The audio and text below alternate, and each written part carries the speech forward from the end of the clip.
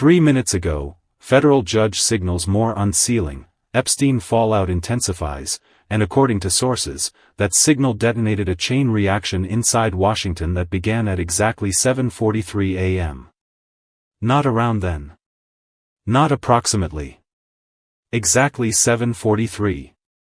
At that moment, 3 Republican senators walked into Mitch McConnell's office inside the Capitol and walked out 47 minutes later, faces tight, shoulders rigid, phones already in hand like lifelines. Most meetings end with handshakes. This one ended with silence. According to sources familiar with the hallway, no one spoke as the door opened. According to sources, one senator immediately called a defense attorney who specializes in federal exposure, one called a spouse and stayed on the line for 9 full minutes, and one dialed Mar-a-Lago, and got voicemail. That detail matters. According to sources, the judge's language wasn't vague or procedural, it was deliberate, precise, and legally loaded, the kind that sends tremors through the DOJ and tells the FBI to brace for impact, not spin. According to sources briefed on the filing, the phrasing signaled intent, not possibility. According to sources, Trump was briefed while still at Mar-a-Lago, Biden was notified through the White House counsel's office within 11 minutes, and Chuck Schumer delayed a Senate caucus by exactly 19 minutes to confirm counts before stepping into the room. On one side, polished PR statements being drafted. On the other, sworn filings that don't care about politics. This is being compared, quietly, urgently, to the most consequential internal revolt since Watergate, not because of optics, but because of math. According to sources, Lindsey Graham asked one question, his voice low, "What's the exposure?" Susan Collins asked about timelines, not defenses. Mitt Romney didn't hedge. He said, "If the unsealing accelerates, this doesn't stop at names." That sentence landed hard.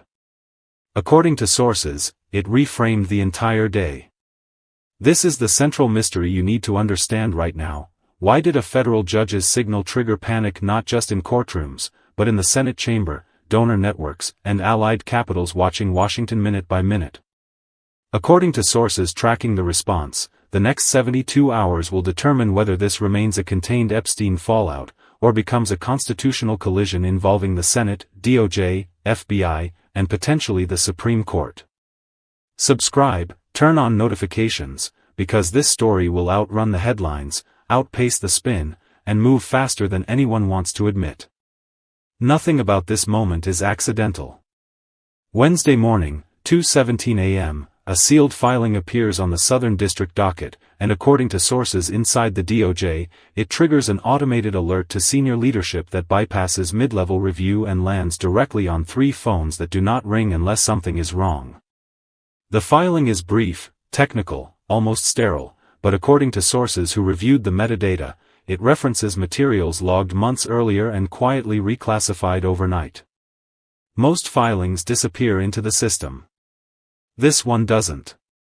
At 3:02 a.m., a federal judge flags material relevance to ongoing cases, and according to sources in the clerk's office, that language is rarely used without intent to unseal. It is a judicial tell, a signal understood by prosecutors, defense attorneys, and anyone who has survived federal discovery.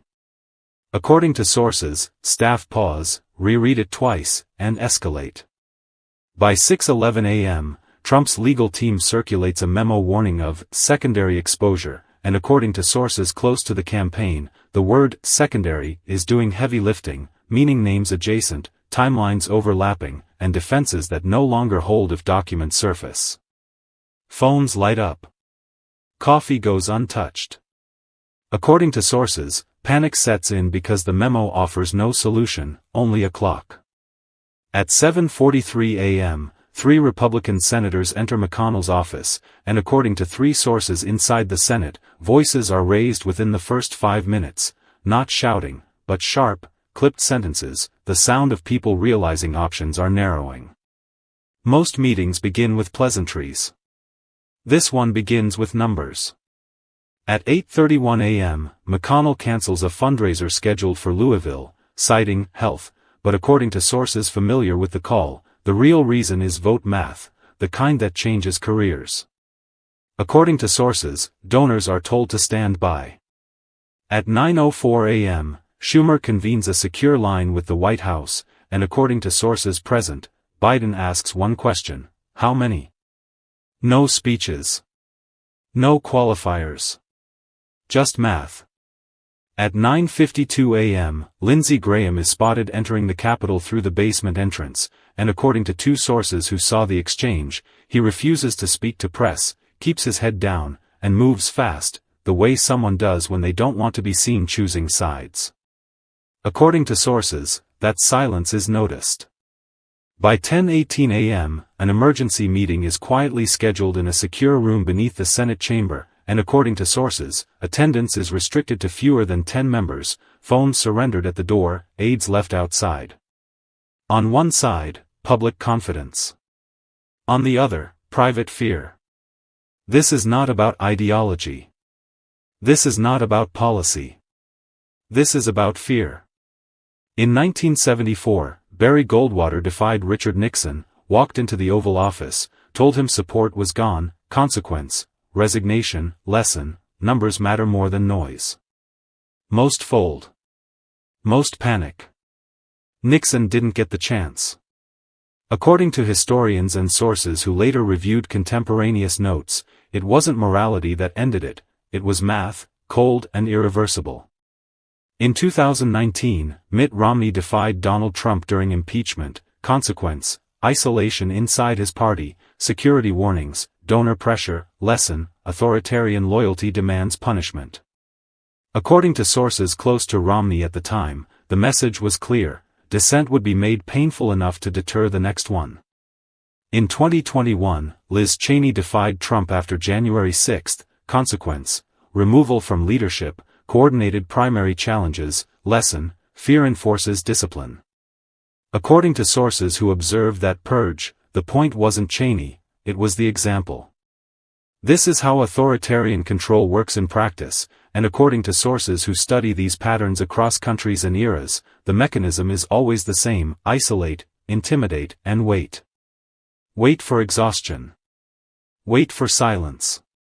But fear only works until people realize the threat is not going away.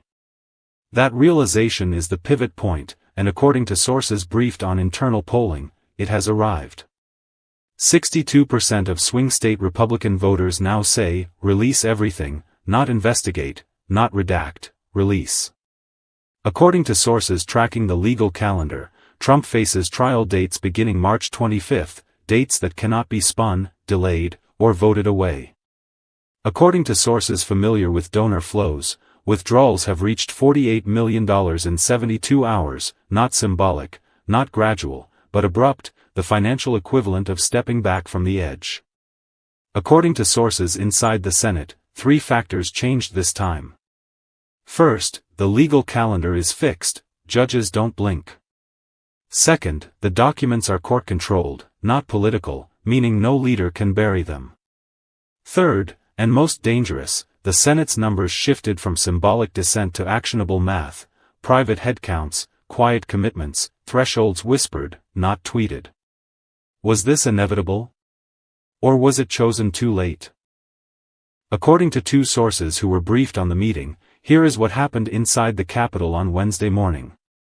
McConnell, the institutionalist, Romney, the moral dissenter, Graham, the loyalist under strain, and John Cornyn, the vote counter, sit down in a secure room beneath the Senate chamber, the kind of room without windows, without staff, without plausible deniability.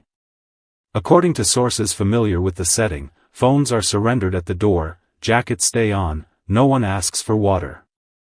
According to sources, a single document is placed on the table, thick, tabbed, and stamped in a way that signals court custody, not campaign research, and when the door closes, the silence was suffocating. Not awkward. Heavy. The kind that presses on your chest. McConnell spoke first. His voice is low, procedural, controlled. We cannot defend this. No names. No adjectives. Just a conclusion. Graham responded immediately, sharper, louder, the strain audible. If we oppose him, he destroys us. He burns the donors. He primary challenges every one of us. According to sources, his knuckles are white on the table. Romney leaned forward, calm in a way that makes people uncomfortable. Here is how it is different, this time it's the courts. He pauses. This isn't Twitter. This isn't cable. These are filings. Allegedly, yes. Claims, yes. But sworn. And judges don't flinch. According to sources, that is when Cornyn goes quiet. He looks down. He counts on his fingers. He breathes out. The longest 30 seconds pass, according to sources who clocked it instinctively, before he finally says, I have 17. McConnell looks up. 17 what? Cornyn doesn't blink. Votes. Not supporters. Not statements. Votes. According to sources, that word changes the temperature of the room. A recording is played summarizing the judge's intent, not dramatic, not emotional, just methodical language about scope, relevance, and timing. On one side of the table, decades of institutional memory. On the other, a calendar no one can stop. Graham breaks the silence again, voice lower now. Are you with me on this? It's not rhetorical. It's a test. Romney replies without hesitation. I already am. According to sources, McConnell doesn't answer immediately. He asks a question instead. What happens if we do nothing? According to sources, no one answers because they all know. Cornyn finally says it. Then it breaks anyway. Just later. And worse. According to sources, that is when the plan is outlined, not theatrically, not emotionally, but in bullet points spoken aloud like a checklist before impact, delay public statements to avoid triggering retaliation, secure legal counsel for individual exposure, coordinate with Schumer quietly to avoid blindsiding the Senate, prepare for unsealing fallout across committees, donors, and allies. Graham pushes back. Conditionally, he says. I need cover. Romney nods. Publicly, he says. I'll take the hit. Cornyn says, privately. I keep counting. McConnell finally speaks, slower now. Procedurally. I move when the institution is ready. According to sources, no one smiles. No one shakes hands. There is no victory here. Just alignment. 4 men, 4 votes. And with that, the structure began to crack. According to sources inside the Capitol, what happened next moved with stunning speed. At 9:15 a.m., donor calls begin, not curious, not supportive, but sharp and transactional, according to someone briefed on the outreach. Do we pause? One asks. Do we run? Another demands. On one side, polished PR reassurances being drafted. On the other, sworn filings that donors have now read themselves. At 9:42 a.m., NATO diplomats request clarification through back channels, according to someone briefed on the cables, not because of domestic politics, but because instability in Washington creates vacuum abroad. Is this contained? One message asks. No one answers. At 10:07 a.m., Fox producers split internally, according to someone briefed on the call, one faction arguing to downplay, another insisting the filings can't be ignored. Most networks align. This one fractures. At 10:33 a.m., the FBI prepares security advisories, allegedly as a precaution, according to someone briefed, not because of protests yet, but because language online has begun to spike. Screenshots circulate. Tone shifts. At 11:02 a.m., Trump sends a message reading, traitors. All of them. It's short. It's blunt. It lands everywhere at once. According to someone briefed, staff debate whether it helps or accelerates collapse. At 11:19 a.m., Graham places a call to McConnell. The line is secure. The voice is tight. I can't hold them, he says. No flourish. No blame. Just fact. Let me stop here because Graham's decision is the earthquake. Most fold. Most panic. This one didn't hold. According to someone briefed, this is when the count hit 17 Republicans committed, 5 more privately committed, magic number is 18. That number hovers over every conversation now. At 12:01 p.m., a second leaked text circulates, burn it down if you have to. According to someone briefed, aides scramble to confirm authenticity, but the damage is already done. According to someone briefed, corporate donors freeze accounts, not announce withdrawals, just pause, the quiet kind of fear. According to someone briefed, international allies prepare statements emphasizing process and stability, diplomatic code for concern. According to someone briefed, media narratives fracture completely, some call it accountability, others call it betrayal. Was this coordinated? Or cascading? Was this strategy? Or panic? According to someone briefed, no single actor is in control anymore. This is not a single front. This is encirclement. According to someone briefed, hit that like button right now if you are starting to see how this connects. Let me step back and explain why what happened represents a fundamental shift, because if you miss this, the rest looks like chaos instead of pattern. First mechanism, fear stopped working. Before, dissent meant exile, now, exile offers protection.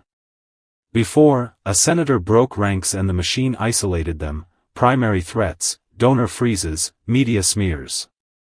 After this week, according to sources tracking internal behavior, dissenters are no longer alone long enough to be destroyed. They move in clusters. They share counsel. They coordinate timing. Fear relied on isolation, and isolation just collapsed. Second mechanism, collective action. Isolated senators fold, unified blocs force negotiation. According to sources familiar with the whip counts, 1 senator can be crushed, 3 can be pressured, but 17 cannot be erased quietly. That's the pivot. This is not courage replacing fear. This is math replacing intimidation. Most fold. Most panic. This one didn't, because it wasn't one anymore. Third mechanism, institutional resistance, Article 1 powers, DOJ independence, judicial timelines. On one side, polished PR narratives. On the other, sworn filings governed by judges with life tenure. According to sources inside the Senate, once members realized the legal calendar could not be delayed, negotiated with, or tweeted into submission, behavior changed instantly. Institutions don't respond to loyalty. They respond to process. The weakness was always a choice, not an inevitability. For years, power looked absolute because it went untested. According to sources briefed on this recalibration, what you are seeing now is deliberate, analytical, and irreversible, not a rebellion, but a repositioning. Senators are acting less like partisans and more like risk managers in a collapsing system. Was this moral awakening? Or survival instinct? It doesn't matter. Outcomes don't care about motives. According to sources watching this in real time, the old enforcement tools no longer work at the same speed or scale. That's why everything feels unstable. The system is recalibrating in public. So what happens in the next 48 hours? I'm going to give you 3 scenarios with honest probability assessments. Scenario 1, Trump backs down. Documents drip out, damage control begins. Probability, 25%. This is the quietest outcome and the least stable long-term. According to sources familiar with this option, it would involve partial cooperation, carefully worded statements, and an attempt to slow-walk the fallout without stopping it. Most fold. Most panic. This one didn't, because backing down here doesn't end exposure, it just stretches it. Scenario 2, stalemate. Courts proceed, Senate hedges, tension holds. Probability, 50%. According to sources inside the Senate and DOJ, this is where the system grinds forward without resolution. Judges move, filings land, senators delay, statements hedge. On one side, polished PR insisting nothing has changed. On the other, sworn filings that keep accumulating weight.